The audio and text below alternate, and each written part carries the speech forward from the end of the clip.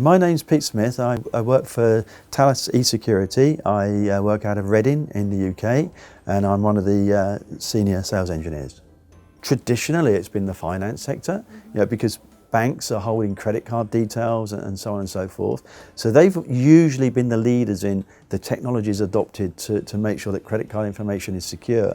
However, as I think we've seen over the last 18 months, there's a lot of breaches that have occurred that are non-financial, whereby the company's reputation has been put at risk because the data breaches occurred. CEOs have had to stand up in front of their shareholders and say, we've lost a lot of data. It wasn't encrypted. It might be personal identifiable information. It could be anything. It doesn't necessarily now have to be a financial institute that's driving this. I think it's happening rapidly.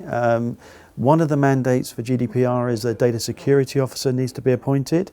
The challenge that when you appoint the data security officer, that data security officer is going to vet everything within the organisation and go back to the board and say, these are where we have exposures. And that's when the budgets need to be discussed. Now, the interesting thing is, as I say, in the past, as soon as you say, I need this sort of money to protect the company, then the board have said, oh, we need to think about this again. But now, because it's the CEOs themselves that are having to take responsibility for this, it's actually coming down. They've appointed a data security officer.